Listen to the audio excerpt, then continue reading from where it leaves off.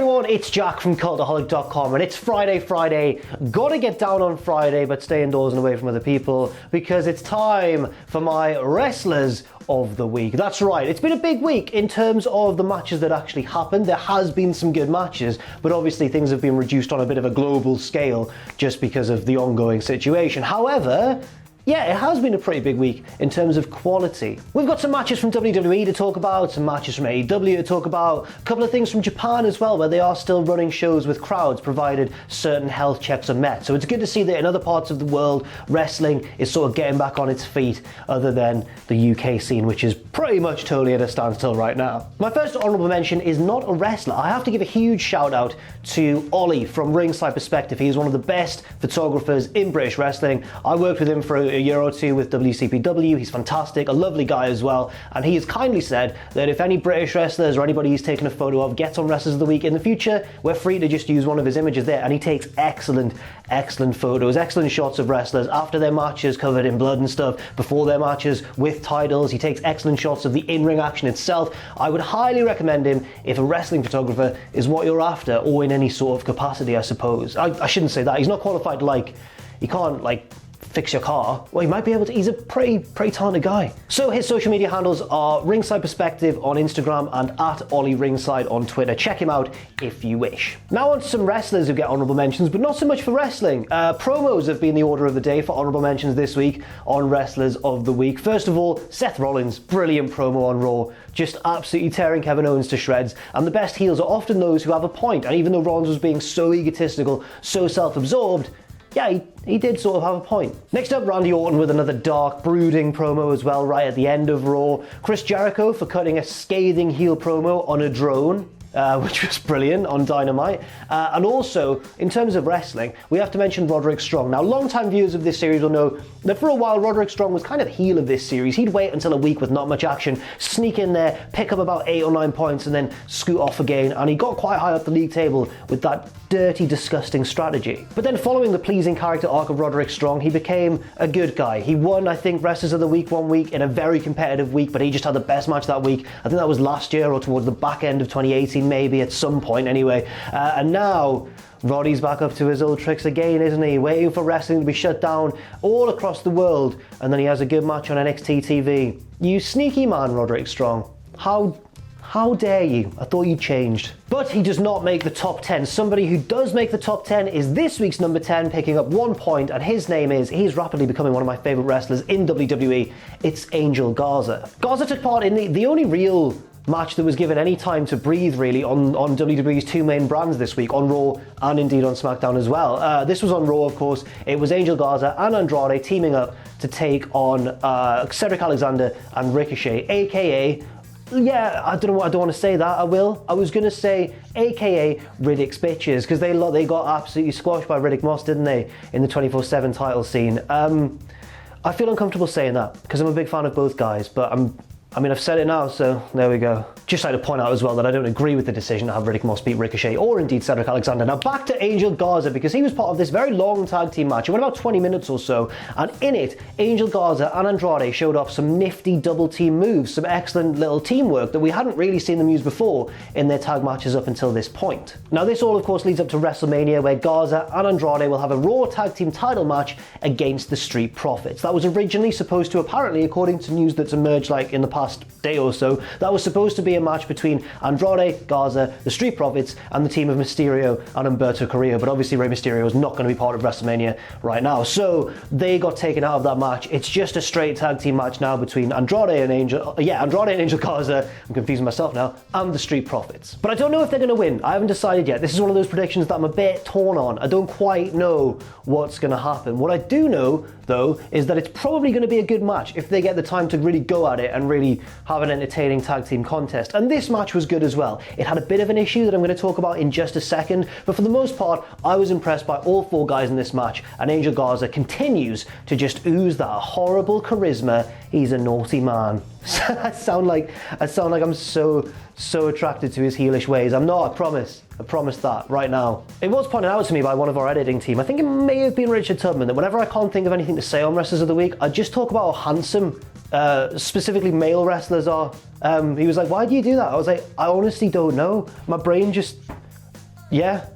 Have you noticed it as well? You've definitely noticed it as well. Moving swiftly past that now to number 9, the current United States champion and the partner of Angel Gaza in this match, Andrade. Again, Andrade has kind of fallen victim to shifting plans regarding the WrestleMania card. He was supposed to be I suspect, more of a showcase match for himself, defending the US title, either against just Rey Mysterio or some kind of combination of Mysterio, Carrillo, and Aleister Black, all in the US title mix. It may have been a fatal 4-way, it may have just been that singles match against Mysterio, but the long and short of it is that match has kind of been scrapped and turned into this Raw Tag Team title match because of Ray's whole situation, and because Aleister Black is of course going against Bobby Lashley in the match that will surely main event WrestleMania 36. Andrade played his part in these excellent double team moves and stuff, but I've given him the extra point. I've given him the 2 points this week instead of Angel Garza's 1, because he picked up the pinfall, which I'm not even certain was the plan. Let me explain what I mean. If you've watched the match, you'll know that it had a bit of a weird finish, and major props to the referee, by the way, because it was a very tricky situation for him, and he did an excellent job of kind of minimizing the awkwardness. So Andrade came in, big back elbow to Cedric. It looked awesome. I've heard some people say that Cedric may have actually been knocked a bit loopy by that, and that's why he forgot to kick out, because he was meant to kick out apparently. But either way, it's Andrade getting the big victory, and I know that if he's actually blasted Cedric, that's not ideal, is it? But these things kind of happen in wrestling, especially with big strikes and everything. It's not like he's dropped him on his head or something like that, and I think it looked really effective. Hopefully Cedric's totally okay and everything, obviously, but I think it made Andrade look like a bit of a beast, to be honest. It was possibly the best back elbow I've ever seen Andrade throw, and Cedric, to his credit, sold. I think this was actual selling. I don't think he was really knock loopy when he was doing this. He kind of sold it really well, flailing his arms about and everything. If that was real pain, then I'm very sorry for saying that, but it looked awesome, and it put a really big exclamation mark on the match. It may have even been better than whatever the planned finish was that they originally had. But then of course that pinfall did take away a little bit from the overall quality of the match, because the referee went 1, 2, realised that Cedric wasn't going to kick out, but it was too late. He'd already pulled back from the 3 count, and then immediately counted the 3 anyway when he noticed what had happened. Cedric, to his credit, did then try and kick out, but it was too late. The 3 had already been counted. Everyone did a fair enough job of trying to minimise, as I say, the awkwardness of the situation, and that was it. That was the match, and to be fair, it had gone about 20 minutes by this point. So well done, Andrade. 2 points for you. Hopefully Cedric's okay, but yeah, Andrade looks really vicious heading into WrestleMania, and that's kind of an unintended consequence of this match, but it raises Andrade's stock, and that's why he's got 2 points this week. Next up, let's shift brands and go to NXT and talk about this week's number 8, Matt Riddle. Now this was a bit of a stacked NXT, to be honest, not so much in terms of long epic matches, but there were a lot of matches on the show relatively for an NXT, and also there was a lot of storyline development as well, with Triple H, Gargano, Ciampa, and then Killer Cross appearing on the Tron and everything. But my favourite match of the night was unquestionably Matt Riddle versus Roderick Strong. I should have said undisputedly, because undisputed, oh, man. Riddle had a great match against Roderick Strong, not as good as their takeover match that time, which was excellent, like a near 5-star match in many people's eyes. However, it was still a really good match, especially for TV with the reduced slot they were given, and Matt Riddle continues to just make everybody fall in love with him. Everybody loves him in the ring. He's so handsome. I've done it again. Riddle, of course, is without his usual tag team partner and co-tag team champion, Pete Dunne, who is in England, makes sense. But Matt Riddle is still flying the flag for his tag team, the Broserweights. But it seems like they may have a couple of new challenges on the horizon, and it looks like they're a bit outsized by them. That's because after this very impressive victory over Roderick Strong, Riddle was jumped by 2 meaty boys and their manager, Malcolm Bloody Bivens. Now, for those of you who don't know who Malcolm Bivens is, he was Stokely Hathaway in Evolve, and one of the most entertaining and hilarious heel managers in the entire world of wrestling, in my opinion. Also one of the best Twitter accounts in wrestling, in my opinion. But his name now in NXT is, of course, Malcolm Bivens. Don't know what I think about either of his guys in the tag team, really. I don't know too much about either of them. However, everything that Bivens touches is entertaining. And even if they don't win the tag belts from Pete Dunne and Matt Riddle, which I don't think they will do, to be fair, I still am very excited to see Bivens on NXT TV. Next up, number 7, one of the surprise frontrunners of this year's Wrestlers of the Week, and still the top dog in DDT. It's none other than Masato Tanaka. Now, Tanaka defended his title against Konosuke Takeshita, and judging by the response online, people were not as big a fan of this match as I was personally. I thought it was totally fine and a pretty damn good match, but a lot of people seem to be expecting, I guess, a lot more from it. I think everyone was expecting just a total war, and instead it had a more of a tactical approach at times, and people didn't really respond well to that. I will say this, I think that, first of all, Tanaka won. He's still the champion, obviously, because he's Masato Tanaka. But I will say this. I think a lot of the expectation was built upon, one, how good his reign's been so far, and two, how good his opponent is, because Takeshita is one of, like, the best bright stars of DDT. He's kind of one of the aces of that promotion. And I guess people were thinking this was going to be a blow-away 5-star match. And because expectations were raised so high, it's kind of being looked on a little bit unfairly as a result. But I really want to stress, this was not a bad match by any stretch of the imagination. I thought it was a good match. I think that people were expecting it to be probably much better than it was, and it wasn't. That doesn't mean it was bad. It was still a good contest. It's still well worthy of some points on Wrestlers of the Week, so congratulations to Tanaka for that. What a revelation he's been in 2020. I cannot believe it. If you told me last year that one of the frontrunners of next year's Wrestlers of the Week was going to be Masato Tanaka, I would have been... Well, I wouldn't have believed you. I really wouldn't have believed you at all. I guess it remains to be seen where Tanaka goes from here, but in terms of a late career resurgence, you can't look much further than the man himself. Number 6, a man that I know personally. Hooray. I love it when I can dish out some points to someone I've actually met in real life, because I'm biased like that. Not biased in terms of my rankings, though. That's just based on how handsome people are. It's Travis Banks. Usually, right, I'll explain what happens. Throughout the week, I'll be watching matches, catching up on big matches I should have seen for Wrestlers of the Week, and trying to work out where the league table fits together. And usually, I kind of have a good idea of what it's going to look like by Thursday night. It doesn't normally change on a Thursday night. This week, I saw that Travis Banks had a Cruiserweight title shot against Jordan Devlin, and I thought, I'm going to watch NXT UK, and I'm just going to leave the league table for now because it might need a few changes. And lo and behold, it totally did, because Travis Banks went out there and tore the house down against Jordan Devlin. They worked basically almost like a takeover style match. This had a lot of time, it was well developed, there were loads of exciting near falls, loads of action down the stretch, and both guys really should be proud of their performance. But unfortunately for Travis Banks, he came up short against Devlin yet again. It was a shame to see, because I think Travis Banks is a wrestler who's worked so hard in the business for quite a few years now, for a long time now, and deserves to be recognised a little bit more than he is. However, I wouldn't agree with having him take the title off Jordan Devlin quite yet. So this was the right booking decision in my mind, but yeah, just a shame to see. But hopefully with this performance, Travis Banks has elevated his stock in NXT UK and thereby elevated his stock in the wider context of WWE. I don't know. It's really hard to position NXT, isn't it? Because not a lot of people watch it relative to the other shows in WWE's family and its umbrella. So I don't really know, but I hope that Travis Banks continues to get opportunities, because as he proved this week, he can so deliver inside the ring. Number 5, the King is dead. Long live the King, who we'll talk about later on, the new King. But this is the old King, who's actually the younger of the two. Makes no sense. It's Kento Miyahara. Kento Miyahara is the Okada of All Japan Pro Wrestling. He is the undisputed ace of All Japan. He is the biggest star in the promotion right now. He's also probably the most talented star in the promotion right now, and he's just lost his bloody title. Yes, Miyahara was going for a record-breaking 11th defense of his title reign. He could have made it a record. He could have beaten Kawada's record, the legendary Kawada, which was set back in 2003, I believe, when he had his 10th title defense. This was Miyahara going for the 11th, and he couldn't get there. I should point out that's an old picture, because he's signaling 8 there, isn't he? He was going for number 11. And instead, despite putting in a wonderful performance that picks him up some valuable points on Wrestlers of the Week, Miyahara has fallen short of that record, and after a lengthy, impressive title reign that got him really high on last year's Wrestlers of the Week league table, he has lost that Triple Crown Championship, and I don't know what lies next in store. The way that All Japan seem to book him, and there's people out there who know a lot more about All Japan booking than I do, but the way that they seem to book him is that he'll lose it, he'll win it back, he'll go on another long reign, similar to how Okada is booked in New Japan. But you never know. He could now be making way for another person to rise the ranks and become his new big rival atop the promotion. You just never know what's going to happen. But for now, Miyahara, excellent match, excellent performance, but you've totally bottled it, my friend. Number 4, AEW Dynamite, Kenny Omega. What more needs to be said?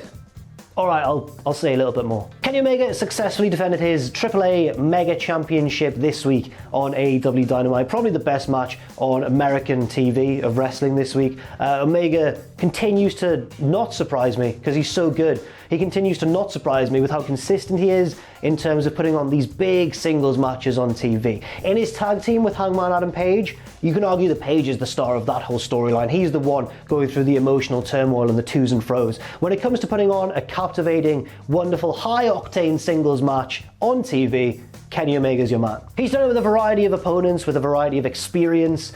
Sami Guevara is not the most experienced opponent he's faced in recent times, but that doesn't matter. One, because Sami's really talented, but two, because Kenny Omega knows how to put together an excellent wrestling match. And excellent it was. Yes, he won the match. I was secretly hoping for a title change, you know. I wanted to see Sami G take that AAA Mega Championship, but that's all to do with AAA's plans, I guess. But no, Kenny Omega is still an excellent choice for AAA to be this Mega Champion, gaining the promotion more exposure every time he defends the belt, and I just don't know who's going to take it off him. Will it be Phoenix, the guy he took it from? Will it be Pentagon, Phoenix's tag team partner? Will it be someone from AAA that I've just never heard of because I'm not that well versed in Mexican wrestling? Probably that one.